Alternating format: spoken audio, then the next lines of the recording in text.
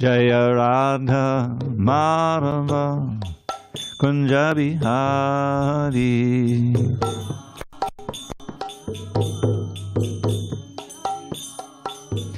Jaya Radha Madhava Kunja Bihari.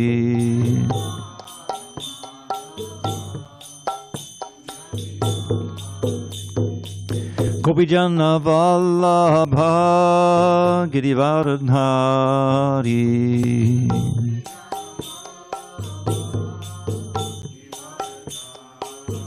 Jaya Gopijana Vallabha Girivardhari.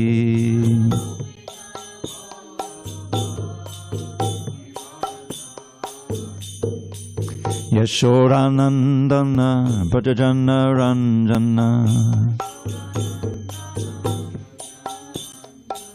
Yashodanandana Bhajana Ranjana. Yamuna Tiravanachari. Yamuna Tiravanachari.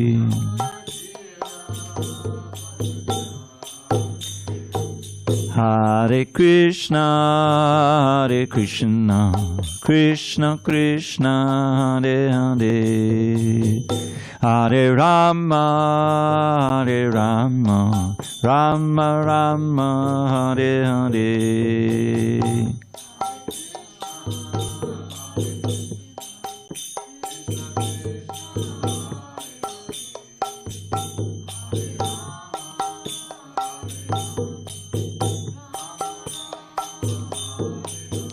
Hare Krishna, Krishna Krishna, Hare Hare, Hare Rama, Rama Rama, Hare Hare.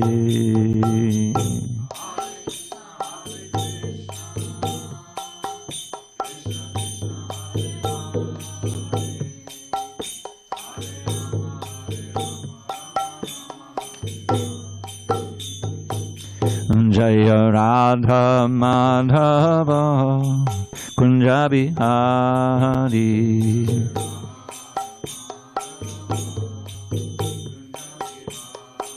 Jaya Radha Madhava Kunja Bihari.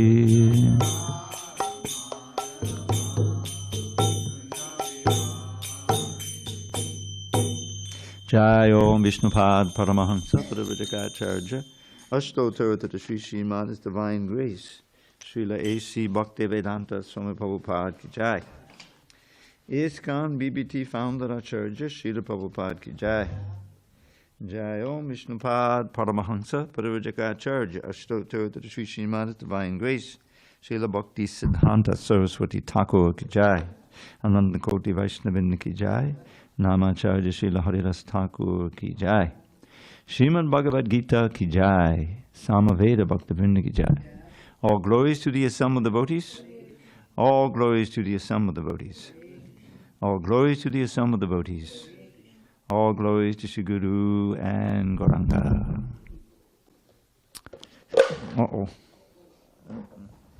Om Namo Bhagavate Vasudevaya.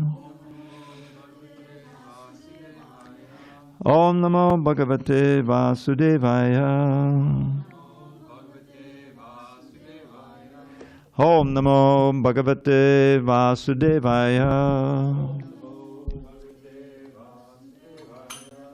Okay, I have text 18. Okay. Okay, let's see. On this 12th day of November, 2024 in San Diego, we're reading from Srimad Bhagavad Gita as it is, translation and commentary by His Divine Grace A.C. Bhaktivedanta Swami Prabhupada.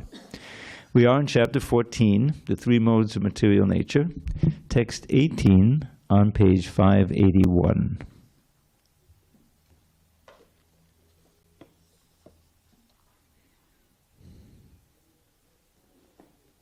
Urdvam Gachanti Sattvasta Madhye Tishtanti Rajasa Jaganya Guna Vrittista Adho Gachanti Tamasaha. Okay. Urdvam Gachanti Sattvastha Madhye Tishtanti Rajasaha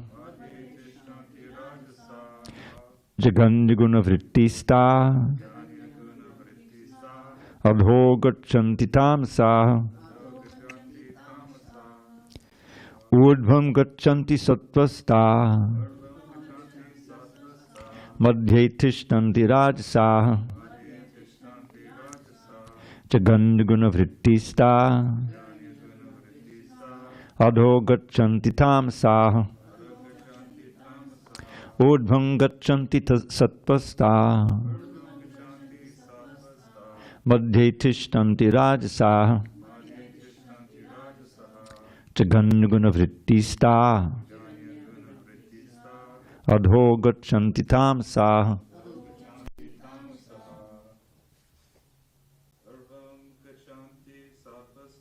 Urdhvam Gachanti Sattvastha Madhye Tishtanti Rajasaha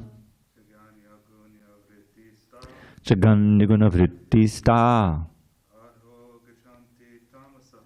Adho Gachanti Tamasaha. Ladies. Urdhvam Gachanti Sattvastha Madhye Tishtanti Rajasaha Jaganyaguna Vrittista Adho Gachanti Tamasaha. Urdhvam Gachanti Sattvastha Madhye Tishtanti Rajasaha Jaganyaguna Vrittista Adho Gachanti Tamasaha. You want to try? Go ahead. Urdhvam Gachanti Sattvastha Madhye Tishtanti Rajasaha Jaganyaguna Vrittista Adho Gachanti Tamasaha. Anyone online? Guess not. Urdhvam upwards, Gachanti go, Sattvastha those situated in the mode of goodness. Madhye in the middle, Tishtanti dwell, Rajasaha those situated in the mode of passion. Jaganya of abominable guna quality, Vrittista those whose occupation, Adaha down, Gachanti go, Tamasaha persons in the mode of ignorance. Translation.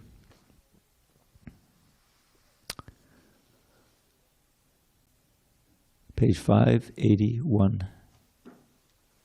Here, he's already there. Okay. Those situated in the mode of goodness gradually go upward to the higher planets.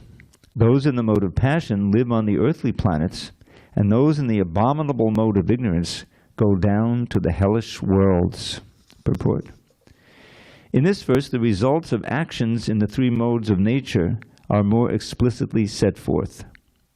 There is an upper planetary system consisting of the heavenly planets, where everyone is highly elevated. According to the degree of development of the mode of goodness, the living entity can be transferred to various planets in this system. The highest planet is Satyaloka or Brahmaloka, where the prime person of this universe, Lord Brahma, resides.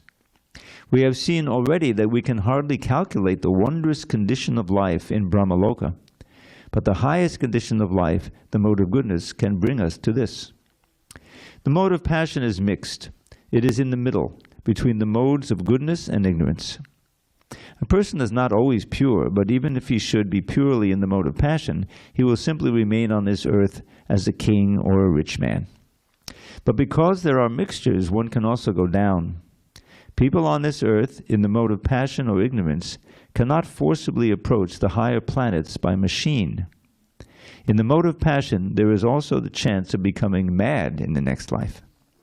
The lowest quality, the mode of ignorance, is described here as abominable. The result of developing ignorance is very, very risky. It is the lowest quality in the material nature, the lowest mode. Beneath the human level, there are 8 million species of life: birds, beasts, reptiles, trees, etc.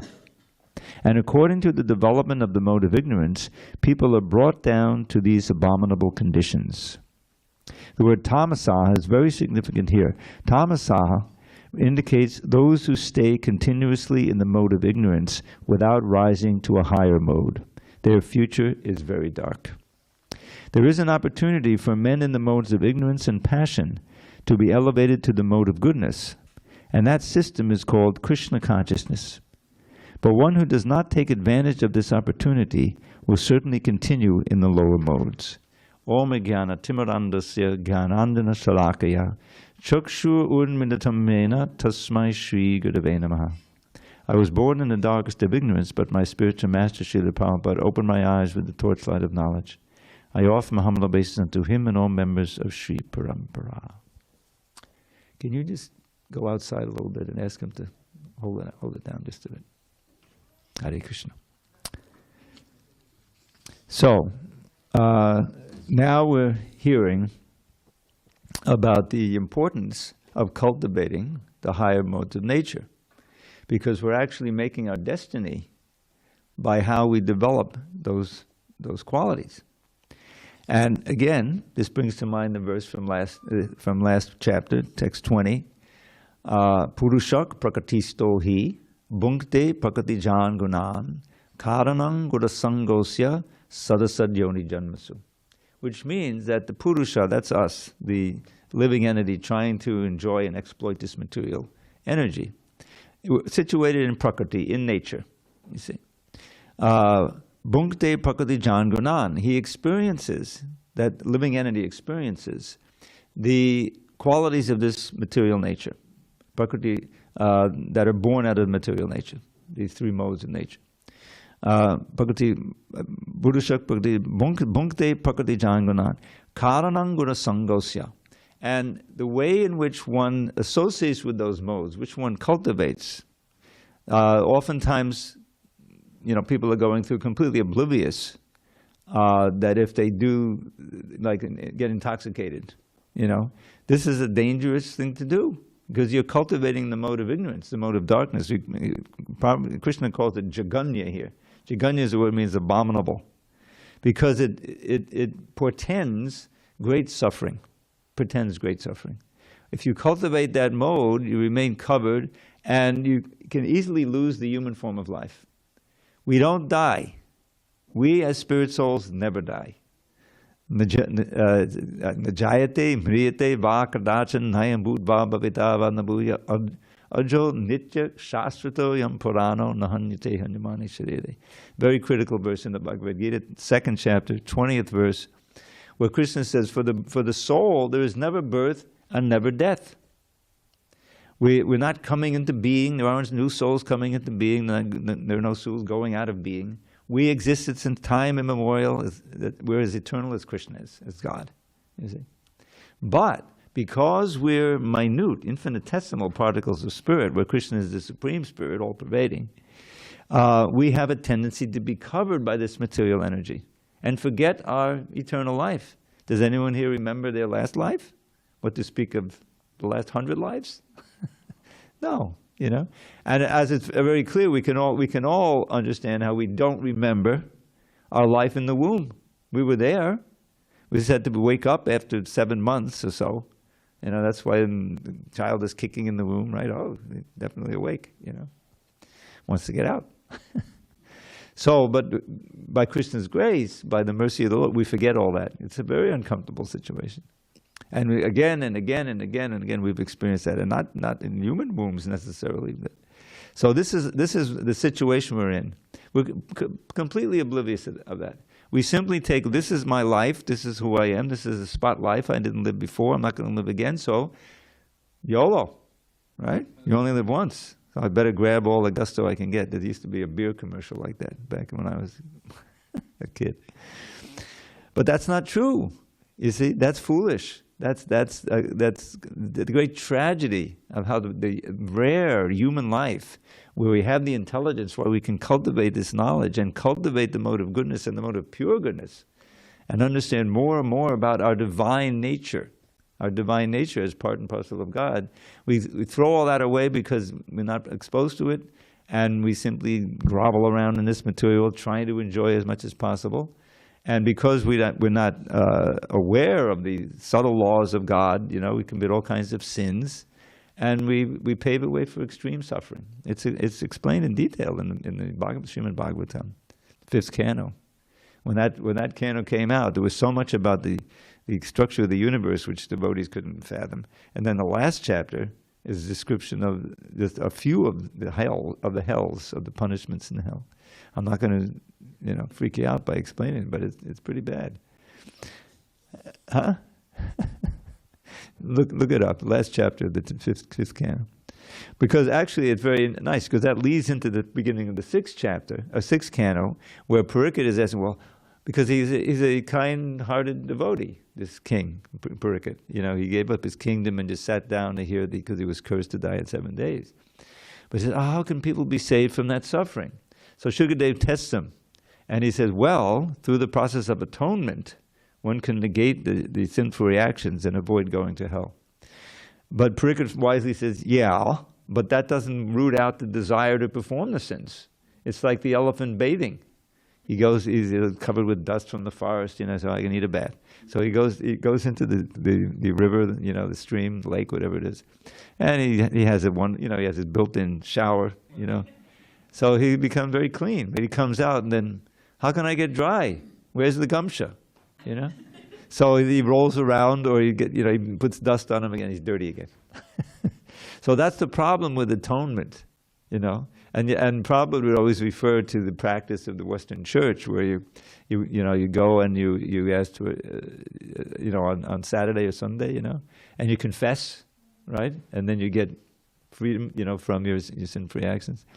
But you're not free of the desire to perform the sin. So again and again and again. So it's not, you're not making any advancement. So Parikshit mentions like that, and then that leads into the story of Ajamil and the chanting of the holy name. How powerful is this chanting? Here's this Ajamil, who was actually a Brahmin. He was born in a Brahmin family.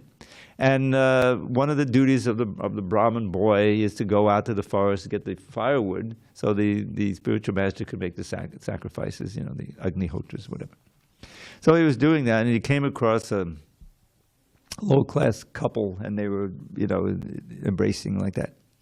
So he lost his composure, and he couldn't forget it, and he ended up marrying that lady who was a prostitute. And so he had his wife. He gave it all up. He was so attracted, he completely lost his composure.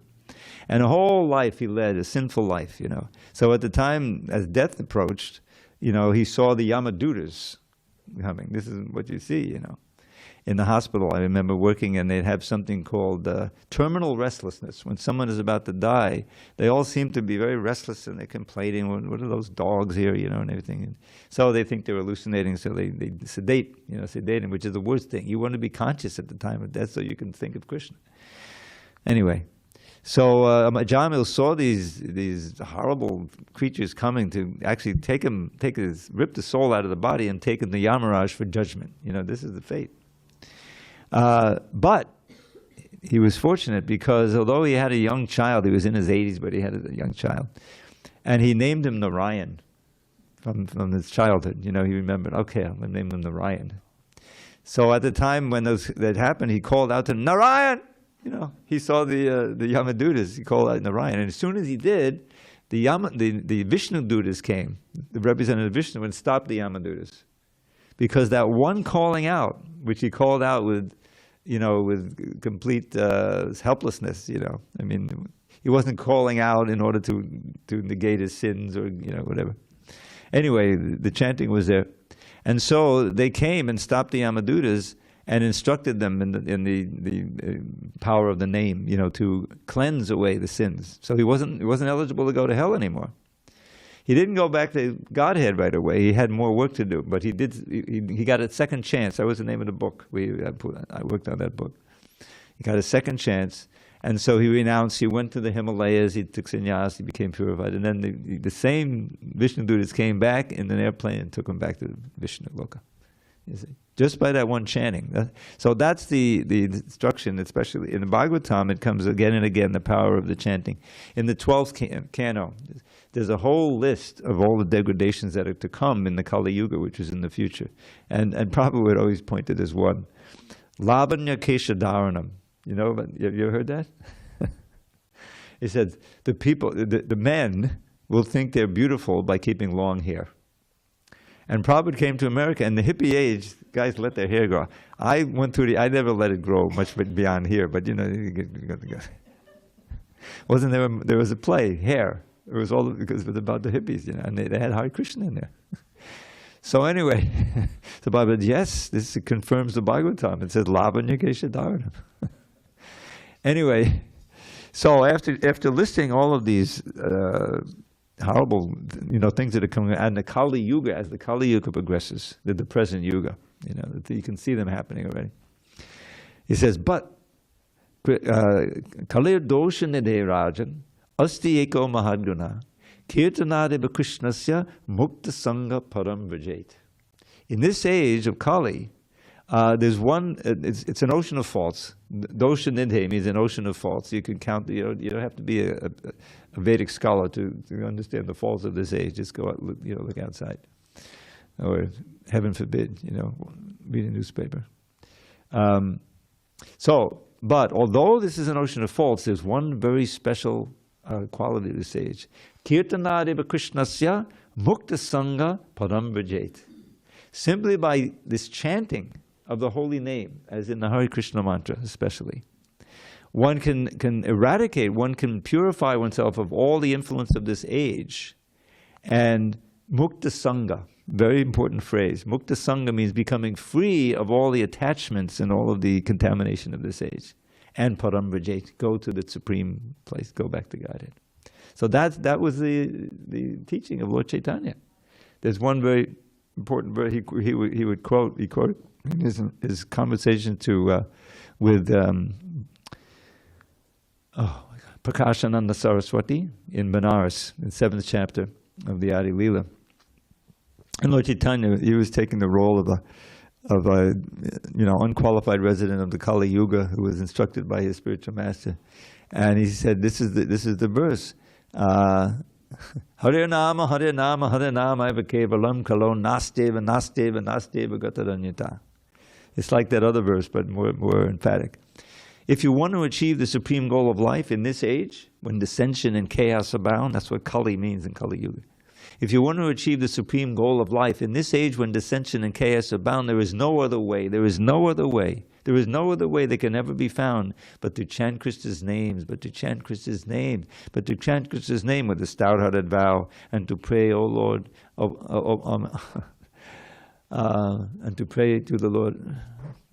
Please let my head ever unto your lotus feet bow. I'm sorry, I forgot a line here. So anyway, that's the special benediction of this age, and this whole movement, the Hare Krishna movement, is based on this chanting that is taught by Lord Chaitanya, God Himself.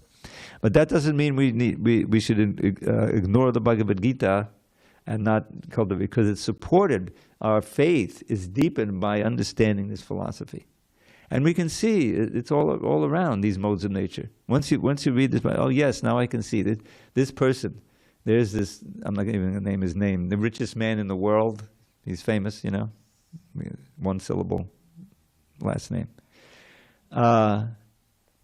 So what is he doing? He's trying to get more money, right? He's trying to get more power. He's not making any spiritual advancement, And that's a person who's so famous in this world. I mean, everyone knows, oh yes, he's so famous. So, but what's going to happen when that body gives out, right? Everybody dies. Nobody lives forever in this body. We live as souls. So what's going to happen?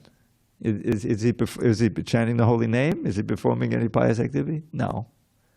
You know, he's using his wealth to gain more power and you know, enjoy his senses in all kinds of ways and like that. So he's headed for the dark place, you know. So we don't want that. We understand the effects of these modes, and then Arjuna is asking the questions that, you know, if we might not know how to ask. He's going to ask a question, and maybe we'll get to it tonight. How do I recognize someone who is free of the modes of nature? And Krishna gives a nice list of the sentence. And then the key question: how can we transcend the modes? And then he gives the answer. And what's the answer? Krishna consciousness, without deviation. All right. Any questions? We can try to answer them. If not, we'll go on. Okay. So we did 18. Now 19. Nanyam gunebhyak kartaram yada drishtanupashyati gunebhyascha padam veti madbhavam sodikachati.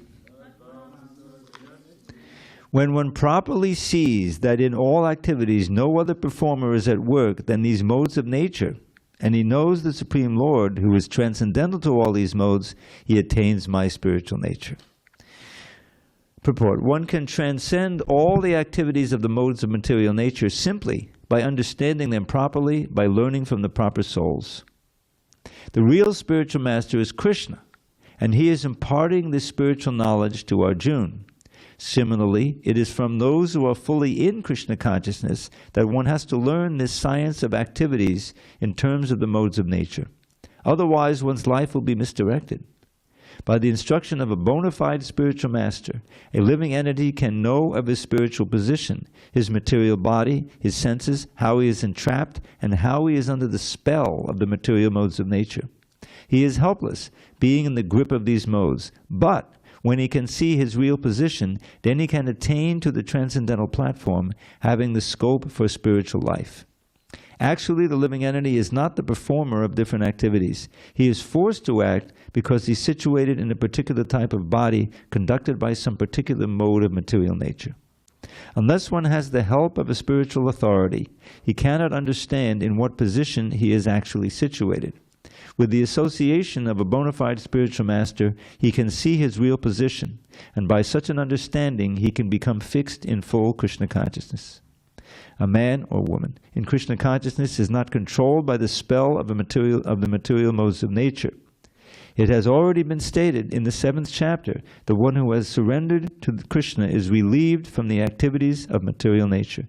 For one who is able to see things as they are, the influence of material nature gradually ceases. And that very important verse in the 7th chapter, 14th verse. Daivi yesha gunamayi. Again, back to the gunas. Daivi yesha gunamayi mama maya duratyaya. Ma meveye papadyante maya me tang tarantite. Very key verse. So what Krishna says is Daivi yesha gunamayi. This material world, because it's connected to me, is ultimately divine. So he says Daivi. Gunamayi. It's composed of the modes of nature, the interactions of the modes of nature. Mama Maya, my Maya, Mama Maya Duratyaya, is impossible to overcome on one's own. Duratyaya, it says difficult there, but it's very, very, very, very difficult. But, Ma meviye papadyante, but one who surrenders unto me, or in practice, my representative, who is standing in for me. Ma meviye papadyante, maya me tang tarantite. But he can easily cross beyond it. So that's the key. We have to change our orientation of what we are striving for in this world, and by this chanting process, we can turn our attention to Krishna, get the attracted to Krishna, and break the attraction to this material energy, which is keeping us bound. That's why it's called Hridaya Granthi, the knots. What kind of knots? Well, just think of an ordinary person going through life. What is these advertisers? Every time I come to the corner of Ingram and Grand, they have these billboards up there, right? Sometimes the church buys them and they see Jesus up there sometimes, you know. But mostly it's not. It's somebody trying to induce you to buy something, you know, for sense gratification. So, you know, if no one understands this philosophy and you're not chanting Hare Krishna, then you can be affected by that. Oh, Well, that sounds interesting. That sounds like fun. And then that plants a desire seed in your heart. And when the opportunity comes, you may purchase that thing and do it. And that's, and what are you doing there? You're planting a seed. You're cultivating a seed of material desire, which when you die, when this body finally gives out, and we're all going to die one day, let's face it. But we die, but we don't die. You see? My famous verse. Everybody dies, nobody dies. Wake up, and open your eyes. You're not that body, you're a pure spirit soul. Chant the holy name and attain life's goal. That's the whole movement in a nutshell. So the point is that every single body dies, whether it's human or whatever, everybody dies, but nobody dies. But as souls, we don't die. We're eternal. That's it. So what kind of next body are we going to get? That's the whole question. If we're intelligent, we'll work in such a way that we'll get the best next body, which is a completely spiritual one. We see that reflected in ordinary life. Parents are so, fixed, they're responsible parents, to send their children to school or have them educated, at home, whatever. But to give them an education, so they're not just going to be like animals, controlled by the senses. They'll have some higher understanding. But unfortunately, unless there is a systematic study of these subject matters, then the education can simply make you, more skilled at trying to exploit the material energy. And you still stay entangled. The Hridaya Granthi, the knots in the heart. So these Daiviyesha Gunamahi, these Gunamahi, and Prabhupada explains in the purport to that verse, it says guna can also mean rope. If you're bound tightly by ropes, right, then how are you going to get out? You need someone to free you. You see? That's where the spiritual master comes. And what does he give? He gives the sword of remembrance. this wonderful book we put out, Dharma, the Way of Transcendence. So one of the verses is, how's it go? Yaranudhyasina yukta karma granti na bandhanam chindandi kovedastasya konakuya kataratim. So what it means there is that he's describing how by engaging in, it begins with the discussion of what real Dharma is. Savai pung sang paro dharma yato bhakti hokshe. Real Dharma is that which engenders the development of bhakti in the heart. Love of God, attraction to God, you see.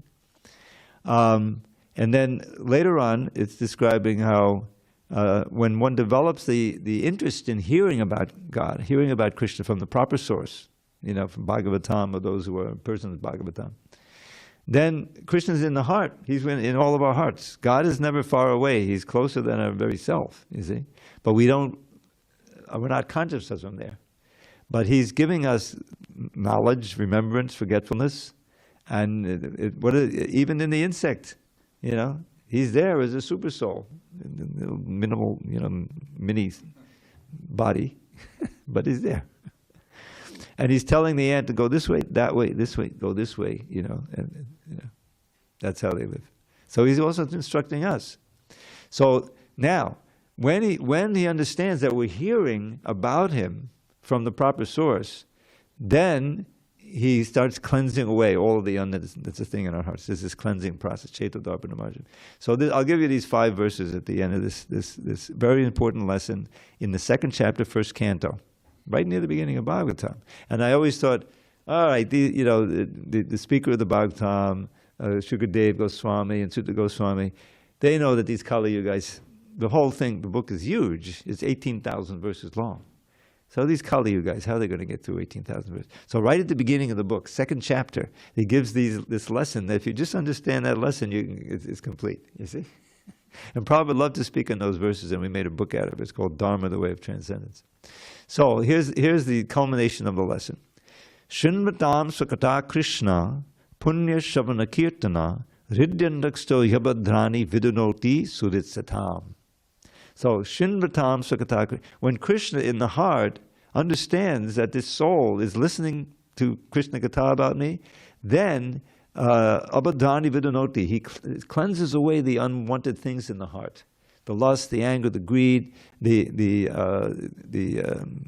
grudges one holds, because you were wronged by that person 6 years ago, now I'm meeting him again, whatever, all of this stuff. It started to get cleansed quickly. Vidunoti literally means to cleanse. Suritsatam. Why? Because he is the well-wishing friend of everyone, but especially those who are trying to be devoted to him. Satams means the saints, you think. Surit, Prabhupada would always sign his letters, your ever well-wisher. He's the representative of the Super Soul. So what's the result there? So, nashta prayeshu abhadreshu. These abhadras, when they're almost destroyed. Prayeshu means almost nashta is destroyed. They're not fully destroyed, but probably about 70% or more, like that. Abhadreshu, nityam bhagavata sevaya. By always serving the Bhagavat, means two things. The Srimad Bhagavatam, which is the culmination of all the knowledge. Bhagavad Gita is an introduction, that's also there. Bhagavad Gita shloke bhakti bhavati naishtiki. So one's devotion becomes more and more sincere and more fixed. But it's not completely fixed. Prayeshu means, getting there. The thing, the abhadras are being destroyed. Prabhupada said 70%, 75%.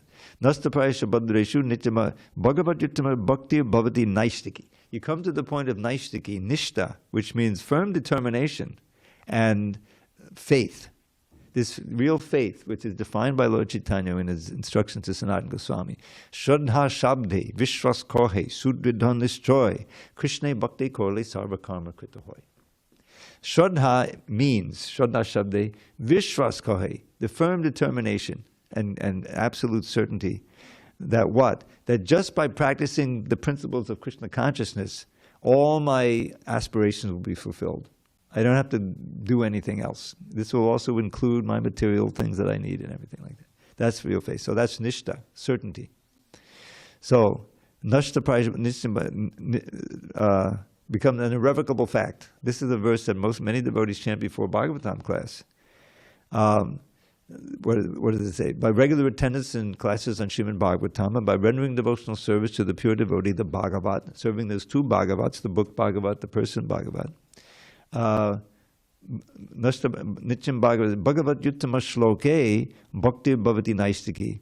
One that attains devotional service becomes in one's heart as an irrevocable fact. In other words, you're not going back. They had that hopeless campaign. I'm not going to go there. No, not going back. They're going back, But we don't want to go back. We're not coming back. Don't come back. So then what happens? So then he goes on. He said, Tada, at that time, Rajas Tamas Bhava was discussing, right? The Rajas and the Tamas right here. It's very appropriate. Tada Rajas Tamas Bhava, Kama Lobhada Yaschehe, Cheta Eta, Anavidam Stitam Sattve Prasiditi. This is actually the instruction on how to achieve the goal of this chapter. So at that time, the lower modes of nature are no longer dominant in your life.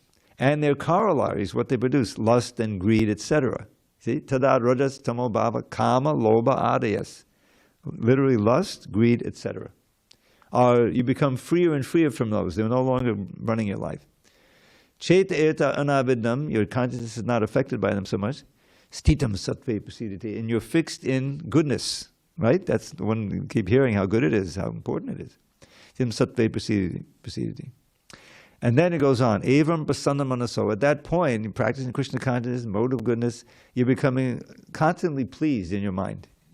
It's not sense gratification means it's flickering. It comes and it goes. Therefore, it's very frustrating, and the wise don't take their pleasure there. My favorite verse. I'll just give it in English. The intelligent person does not take part in the sense gratification that is due to the contact of the senses with the sense objects. O son of Kunti, says Krishna, chapter 5. Text 22, or is it 20? Maybe. O son of Kunti, such pleasures are the sources of all miseries, and they have a beginning and an end, and so the wise do not take their pleasure there. Well, where do they take their pleasure?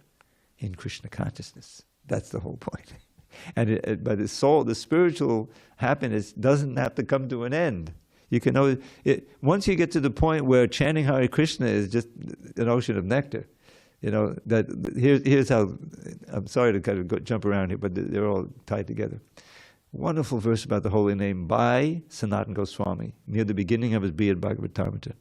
Jayati Jayati Namananda Rupam Marare Vidamicha Nidharma Jhana Pujadi Yatnam Sakadapi padigitam, no, I'm sorry. Katamapi sakadatam muktidam praninam yad padamam amritamekam jivanam bhushanam me. He's revealing his experience with the holy name.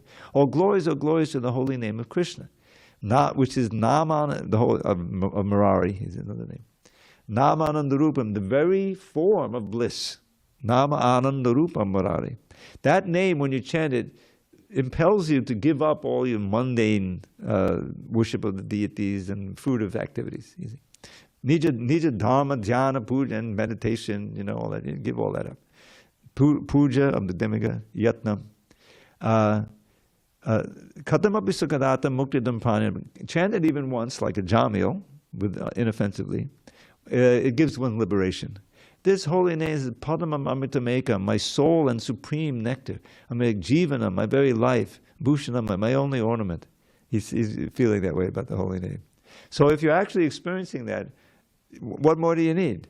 And so these Goswamis, they practically had nothing. We're worried about their clothes, considered a rejected, loincloths, whatever they could pick up, wash them and wear them. Didn't have any home. They were homeless, but they're not part of the homeless. They were homeless. They lived under a different tree every night. They had nothing. They hardly slept, hardly ate, even the ordinary thing. So how did they live? Because they're, from moment to moment, they're drinking this nectar of Krishna consciousness.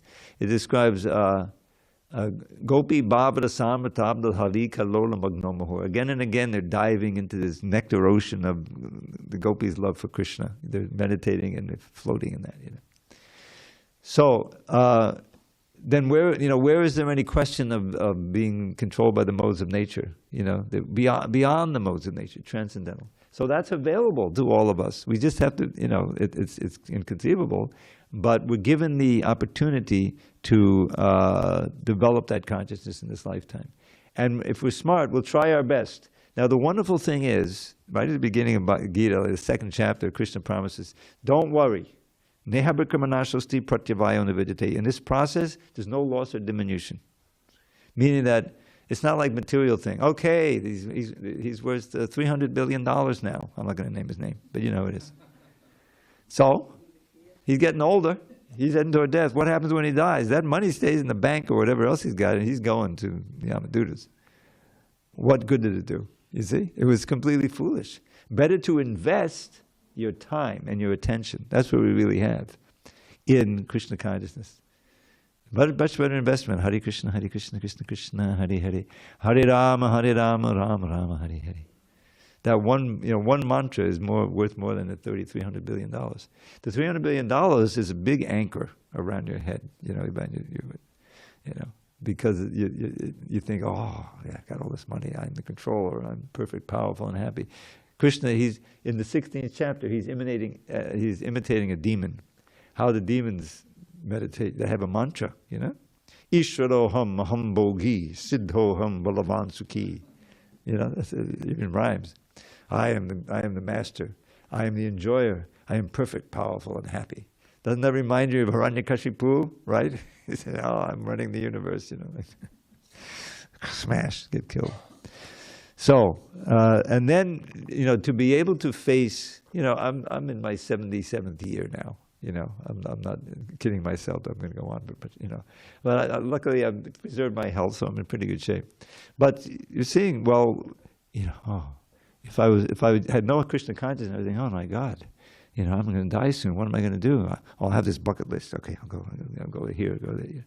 It's just silly, And then when it comes, you don't know what's going to happen. You don't know. It's a complete, it's a mystery. But devotees know. We've had devotees pass away here, and I always think of Rajendranandana and Shamali. It's very successful. They're surrounded by devotees chanting. They're reminded, and you can see. I worked in a hospital for more than a year, and I saw so many people die. I was working as the guy who brings the oxygen. So I bring the oxygen, but they still died sometimes. And everyone is afraid. They're terrified, and mostly they're sedated. They're just not even conscious, which is the worst thing. But these devotees were fully conscious, And they were not in great anxiety because they were thinking of Krishna. They would be reminded of Krishna, surrounded by loving devotees chanting Hare Krishna. And that's the most auspicious thing, you know. All this power and this wealth and all this sense gratification is a great trap. It's Maya's job to do this to us, you know, to bewilder living entities. But Krishna comes periodically, you know, and he sends his representative to give us the knowledge by which we can escape this trap. And we have the free agency to do it. So, I'm sorry it's getting a little late. So there's nothing else going on in this world but these three modes. They're acting and we're being affected by them. But one who understands this and also the science of how to get free of the modes attains to my nature, goes back to God. That's what Krishna is promising in the night. And this chapter is coming to a climax now, and in text 26, he will give the method, the means about how we can transcend the modes. Guess what it is? Bhakti. Bhakti Yoga. Krishna consciousness. All right, let's read one more. Text 20. Gunanetana titya trin dehi dehi samudbhavan janma mrityu jara dukkar vimukto mritam ashnate. So now here comes the inducement to transcend the modes.